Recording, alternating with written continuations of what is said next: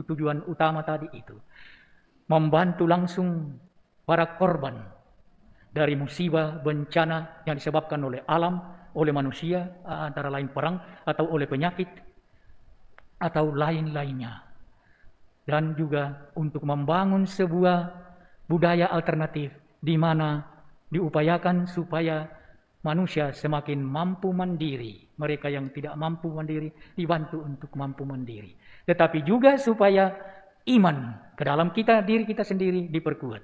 Nah, itulah tujuan dari Karina Caritas Keuskupan, itulah tujuan dari DSAK, itulah tujuan dari PSE, pengembangan sosial ekonomi. Ketika Anda mengambil bagian di situ, Anda telah mengambil bagian dalam upaya untuk memulihkan kehidupan agar bumi menjadi sehat dan dengan demikian manusia menjadi sejahtera. Ya Tuhan, kami datang meskipun hati gersam, karena kami bersalah semua. Pada kau, pada teman, pada kawan serta lawan, karena kami bersalah semua. Tanpa maaf, tanpa berkah, tanpa ampun yang melimpah, pantaskah kami menghadap padamu? Kepadamu ya Tuhan hatiku berkata, ku cari wajahmu. Wajahmu ku cari ya Tuhan, janganlah memalingkan muka daripadaku. Dalam nama Bapa dan Putra dan Roh Kudus. Amin. Damai bagimu Dan bersama rohmu. Selamat pagi saudari-saudara yang dikasihi Tuhan. Selamat datang, selamat bertemu lagi dalam perayaan Ekaristi kita pada hari Minggu yang kedua dalam masa Prapaskah ini. Untuk kita yang hadir di gereja dan untuk saudara-saudari seiman yang mengambil bagian dalam perayaan Ekaristi ini dari rumah. Bacaan yang pertama pada hari ini berbicara mengenai perjanjian Allah dengan Abraham. Dan kita tahu Abraham setia pada panggilan itu hingga akhir. Dan itu membawa transformasi dalam hidup Abraham sendiri dan dalam keturunannya yang akan datang. Memang setia kepada Allah dalam Kristus akan membawa perubahan, akan membawa transformasi pada kita masing-masing, sebagaimana transformasi yang dialami dan dianugerahkan oleh Kristus Yesus sendiri, seperti akan kita dengarkan dalam bacaan yang kedua pada hari ini. Dan itu juga menunjuk kepada transfigurasi, perubahan Yesus di atas bukit, di atas gunung, yang akan kita dengarkan dalam Injil pada hari ini. Dalam perspektif transformasi, kita akan melanjutkan permenungan kita ke tahap yang ketiga, menyangkut tema APP tahun 2022 pada hari ini, yaitu menyangkut tahap panggilan untuk bertobat dan aksi. Dan pertobatan yang sejati memang akan membawa transformasi dalam kehidupan manusia beriman. Mari saudara-saudara, sebelum kita melanjutkan permenungan kita, dengan pertama mendengarkan firman Tuhan, dan sebelum kita mengambil bagian dalam perayaan misteri penyelamatannya, terlebih dahulu kita tundukkan kepala di hadapan Allah.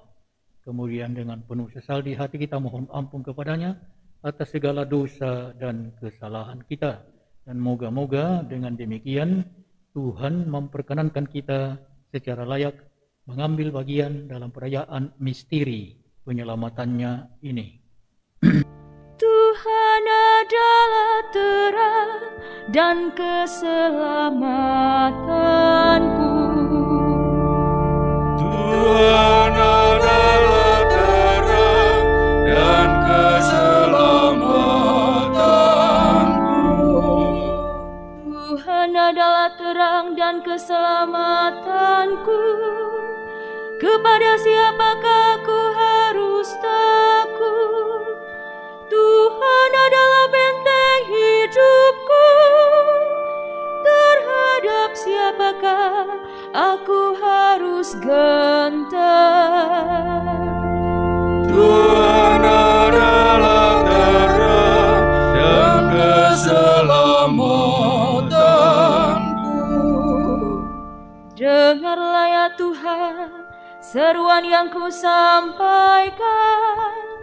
Kasihanilah aku dan jawablah aku. Wajah-Mu ku cari ya Tuhan. Seturut firman-Mu carilah wajahku. Tuhan adalah terang dan keselamatanku. Terpujilah Kristus Tuhan, Raja mulia dan kekal. Terpujilah Kristus Tuhan, Raja mulia dan kekal. Dari dalam awan yang terang terdengarlah suara Bapa. Inilah anak yang kukasihi, dengarkanlah dia. Terpujilah Kristus Tuhan, Raja mulia dan kekal. Saudari-saudara yang dikasihi Tuhan, memulihkan kehidupan dengan ajakan bumi sehat, manusia sejahtera. Itulah tema APP Nasional tahun 2024 ini. Dan kita dalam 2 minggu sebelumnya berturut-turut telah mencoba mengadakan renungan mengenai tema ini dalam 3 langkah. Pada langkah yang pertama kita mencoba memahami masalah serius yang sedang dihadapi oleh dunia, oleh umat manusia dewasa ini, yaitulah masalah pandemi COVID-19 dengan segala konsekuensinya yang ternyata ada kaitan pula dengan masalah ekologi sebagai masalah serius yang kedua. Masalah yang mengancam keberlanjutan hidup umat manusia di muka bumi ini apabila tidak diatasi masalah besar itu. Pada langkah kedua yang kita jadikan fokus renungan kita minggu yang lalu adalah mencoba mencari solusi atas 2 tantangan serius, sangat serius itu. Pertama-tama dengan perspektif harapan dalam Kristus Yesus. Artinya kita manusia menyadari bahwa kita tidak mampu menyelesaikan masalah itu sendiri. Hanya Tuhanlah dalam Kristus Yesus yang mampu menyelesaikannya. Dan itulah tema pokok renungan kita minggu yang lalu. Mencoba mengupayakan solusi dalam perspektif harapan akan Kristus Yesus. Tetapi, dan inilah langkah yang ketiga yang sekarang ini kita mau coba, adalah bahwa berharap pada Yesus Kristus tidak berarti kita duduk menunggu lalu Yesus berbuat sesuatu. Itu bukan arti harapan. Harapan adalah bahwa kita memainkan peran kita, tetapi tanpa mengandalkan kekuatan sendiri, hanya kekuatan Yesus Kristus. Dan itulah langkah ketiga yang tidak bisa lain daripada pertama-tama bertobat. Dan bertobat dalam bahasa Yunani adalah metanoia. Dan metanoia itu sebetulnya artinya adalah perubahan radikal, perubahan sikap, berbalik kepada Tuhan. Itulah pertobatan. Dan dengan demikian sebuah pertobatan yang sejati adalah juga disertai oleh aksi, oleh tindakan. Nah, inilah yang harus kita renungkan selanjutnya. Apa ungkapan dari pertobatan kita sebagai tindakan untuk mencoba mengatasi masalah luar biasa besarnya ini? Tentu saja banyak sekali yang dapat kita buat. Tetapi kali ini saya akan mencoba membatasi diri justru pada tema atau pada kegiatan APP itu sendiri, aksi puasa pembangunan itu sendiri. Saya sering kali mendengar ada umat Katolik yang berkata, aduh, kewajiban puasa kita dibandingkan dengan kewajiban puasa saudara-saudara kita yang beragama Islam tidak ada artinya, ringan sekali, ya kan? Ringan sekali memang. Ya, kewajiban puasa kita dan pantang kita itu kewajiban puasa dan pantang hanya 2 kali kan dalam masa Prapaskah itu, yaitu pada Rabu Abu dan Jumat Agung. Sementara berpantang itu hanya setiap hari Jumat. Dan itu pun saya tidak tahu apakah kita sungguh memperhatikan itu atau tidak. Saya tidak tahu. Ringan sekali memang kan. Bandingkan dengan yang sebelumnya, sebelum Konsili Vatikan kedua, selama 40 hari, 40 malam, kewajiban berpantang dan berpuasa itu dijalankan setiap hari, selama 40 hari, 40 malam. Kewajiban berpantang dan berpuasa itu ya. Jadi menjadi berat. Tetapi dengan keluarnya ketentuan dalam konstitusi apostolik Penitemini, yang artinya bertobatlah kamu, yang dikeluarkan oleh Paulus ke-6 pada Februari tahun 1966, dirubah secara total itu kewajiban itu dengan hasilnya seperti sekarang. Ringan sekali. Tetapi ketika ada yang bicara ringan sekali kita punya kewajiban pantang dan puasa sekarang ini, itu pertanda bahwa perubahan yang dimaksudkan oleh Paulus ke-6 dalam konstitusi apostolik Penitemini belum kita tangkap artinya apa. Kalau kita perhatikan perubahan besar itu yang dibawa, kalau kita memang memperhatikan hanya kewajiban berpuasa dan berpantang menjadi ringan sekali. Tetapi yang penting diperhatikan adalah bahwa penekanan kecuali pada mati raga sebagai tanda ungkapan pertobatan kita itu ditekankan bagaimana supaya kita memberi perhatian besar kepada penderitaan yang dialami oleh begitu banyak saudara-saudari kita di muka bumi ini pada zaman sekarang ini. Kalau sebelumnya kewajiban berpantang dan berpuasa itu berpusat pada diri sendiri, menekan jasmani diri sendiri. Tetapi Konsili Vatikan kedua dengan semboyan kembali ke sumber, yaitu kitab suci, menemukan dalam kitab suci bahwa kitab suci khususnya para nabi berseru hendaklah engkau merobek hatimu dan bukan pakaianmu. Artinya yang diminta adalah pertobatan hati. Dan itu lalu dikaitkan dengan puasa yang kukehendaki adalah bukan korban-korban sembelihan, bukan korban-korban macam-macam, tetapi bahwa engkau melepaskan belenggu dari saudaramu yang terbelenggu, bahwa engkau memberi makan kepada saudaramu yang lapar, bahwa engkau memberi minum kepada saudaramu yang haus, bahwa engkau membantu saudaramu yang menderita. Itu penekanannya. Nah, di sanalah inti dari perubahan mendasar itu, dan itulah makna dari APP, aksi puasa pembangunan. Di sana kita mau mengungkapkan pertobatan kita dalam peduli terhadap nasib sesama. Nah, saya mau singkat saja. Jadi sudah puluhan tahun gereja Katolik di seluruh dunia, tetapi kita batasi saja dulu di tingkat nasional, gereja Katolik Indonesia sudah puluhan tahun melaksanakan apa yang disebut aksi puasa pembangunan nasional itu.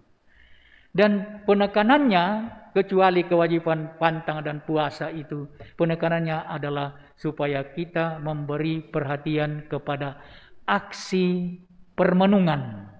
Setiap tahun kan tema dipilih berbeda-beda untuk menjadi bahan renungan.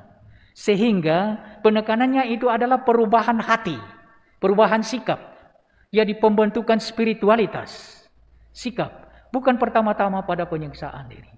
Lalu kita akan melihat bahwa bagaimanapun juga sebetulnya kalau kita perhatikan apa yang disebut oleh Yesus, tindakan konkret apa yang disebut oleh Yesus dalam masa puasa, itulah memberi sedekah, berdoa, dan berpuasa. Itu 3 hal kan. Kita mulai dengan berpuasa dan berpantang. Itu menyangkut hubungan saya dengan diri sendiri. Dewasa ini dengan kecenderungan konsumerisme, hedonisme, itu manusia memabukkan jasmaninya.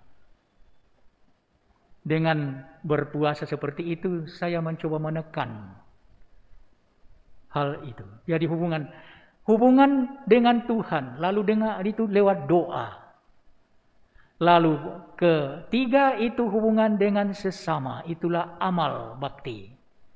Dan Yesus menekankan kalau Anda memberikan amal bakti, derma, janganlah seluruh orang tahu apa yang kau berikan, tetapi berikanlah. Kalau kau berdoa, masuklah ke dalam kamarmu, supaya orang yang ada Bapa yang melihat itu. Jadi itulah sebetulnya inti dari APP nasional adalah itu. Tetapi penekanan itu pada aksi, kecuali aksi permenungan, sehingga berarti mengembangkan spiritualitas, kerohanian, tetapi penekanan juga pada aksi pengumpulan dana.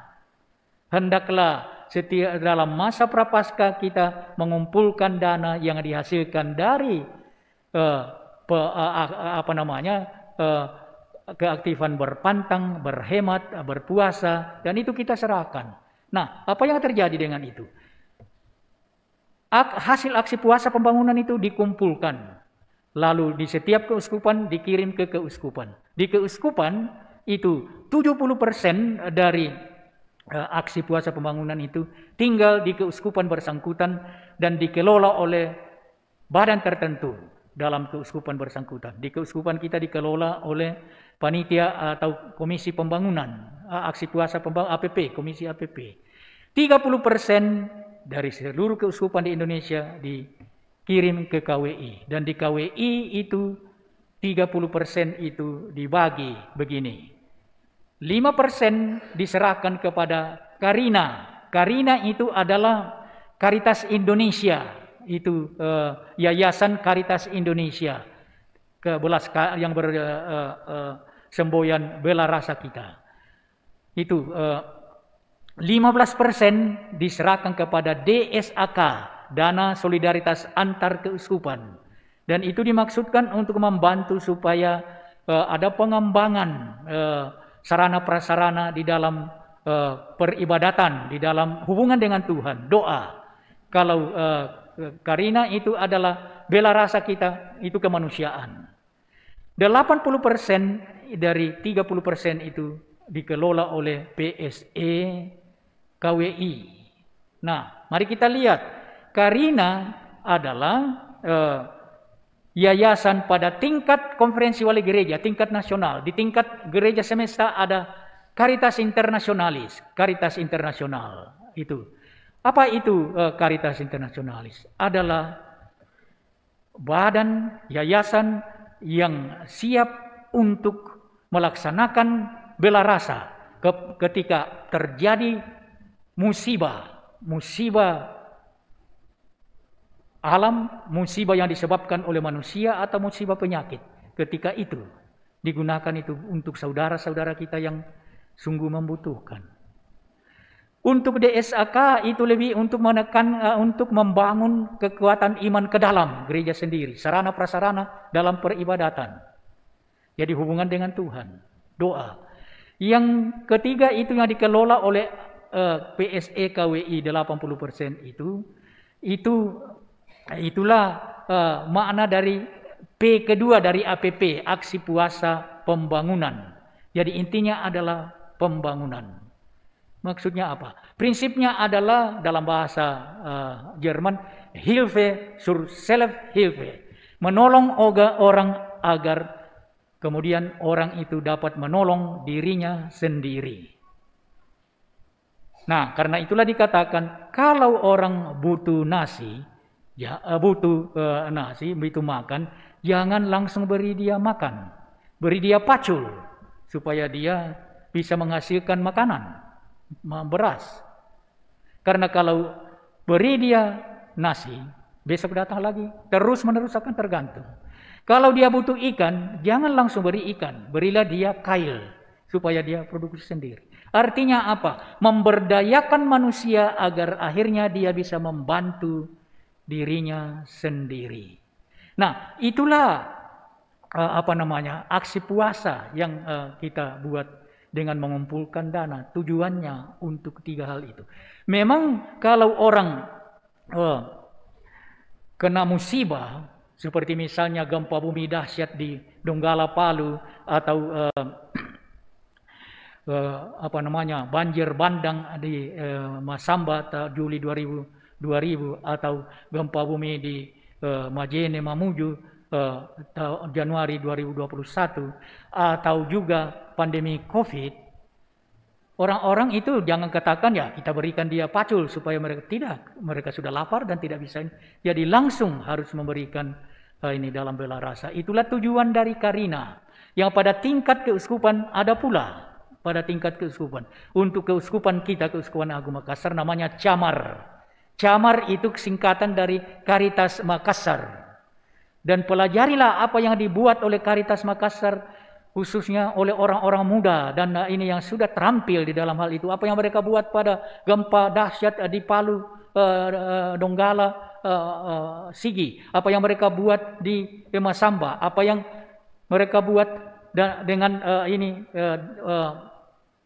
COVID-19 tentu saja memang berluas sekali sehingga Camar tidak bisa menangani sendiri, lalu dibentuklah Satgas COVID-19 Keuskupan Agung Makassar. Apa yang dibuat dan yang terakhir itu yang gempa bumi di Sulawesi Barat itu kalau lihat nanti tanggal 21-22 akan ada penutupan dari apa yang telah dibuat oleh Gereja Katolik lewat Karina dalam kerjasama dengan Caritas Makassar, Camar.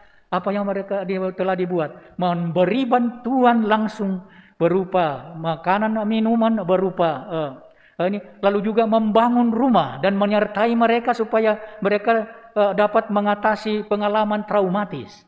Itu saya dengar satu-satunya organisasi, yayasan yang setia untuk ini mendampingi para korban hanya Karina Camar. Yang lain-lain hanya omong doang. Itulah. Dan apa yang hasil dari apa yang kita kumpulkan lewat APP. dipakai untuk itu, untuk membantu saudara-saudara kita yang menderita. Tetapi juga lebih-lebih untuk membangun sebuah budaya alternatif. Artinya membantu masyarakat yang tidak berdaya, memberdayakan mereka supaya akhirnya mereka bisa mandiri. Tidak tergantung terus. Itulah tujuan dari aksi puasa pembangunan yang dikelola oleh PSC, Panitia Pengembangan Sosial Ekonomi. Itulah yang dibuat. Jadi lihatlah makna dari pertobatan dalam gereja Katolik saat ini. Memang kewajiban mati raga, menyiksa badan, menyiksa ini kurang, tetapi intinya adalah berbuat untuk orang lain, karena kitab suci memerangkan itu.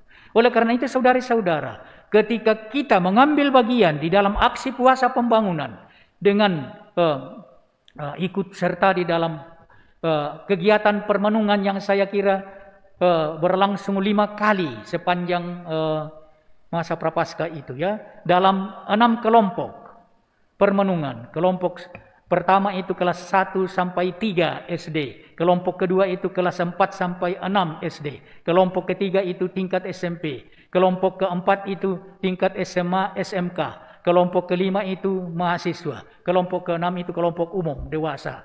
Berkumpul dan berdasarkan tema-tema yang dipersiapkan itu bermenung, dan sementara itu mengumpulkan dana APP untuk tujuan ini. Lihat apa yang dibuat dengan apa yang kalian sumbangkan. Maka kesimpulannya sudah jelas. Ketika Anda mengambil bagian dalam kegiatan APP itu, Anda telah mengambil bagian di dalam upaya untuk mencari solusi tahap demi tahap terhadap 2 masalah besar yang sedang dihadapi. Masalah yang ditimbulkan oleh COVID-19 dan masalah ekologi. Saudari-saudara terkasih, moga-moga permenungan kita, apa yang kita buat, panggilan untuk bertobat dan bertobat sejati itu hanya terungkapkan dalam tindakan. Salah satu tindakannya ialah mengambil bagian dalam pengumpulan dana APP yang tujuannya adalah 3 tujuan utama tadi itu. Membantu langsung para korban dari musibah bencana yang disebabkan oleh alam, oleh manusia, antara lain perang atau oleh penyakit atau lain-lainnya. Dan juga untuk membangun sebuah budaya alternatif di mana diupayakan supaya manusia semakin mampu mandiri. Mereka yang tidak mampu mandiri dibantu untuk mampu mandiri. Tetapi juga supaya iman ke dalam diri kita sendiri diperkuat. Nah, itulah tujuan dari Caritas Keuskupan, itulah tujuan dari DSAK, itulah tujuan dari PSE, pengembangan sosial ekonomi. Ketika Anda mengambil bagian di situ, Anda telah mengambil bagian dalam upaya untuk memulihkan kehidupan agar bumi menjadi sehat dan dengan demikian manusia menjadi sejahtera. Tuhan memberkati kita. Amin. Amin. Marilah menyatakan misteri iman kita. Wahai Tuhan kami wartakan, kebangkitan-Mu kami muliakan, hingga Engkau datang. Saudari-saudara yang dikasihi Tuhan, mari kita siapkan diri menutup perayaan Ekaristi kita pada minggu yang kedua dalam masa Prapaskah ini dengan sekali lagi memohon berkat dari Tuhan.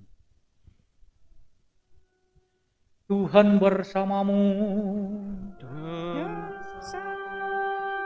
Semoga Allah yang Maha Kuasa memberkati saudara sekalian, Bapa dan Putra dan Roh Kudus. Amin. Saudara-saudari, pergilah dalam damai, misa telah selesai. Syukur kepada Allah.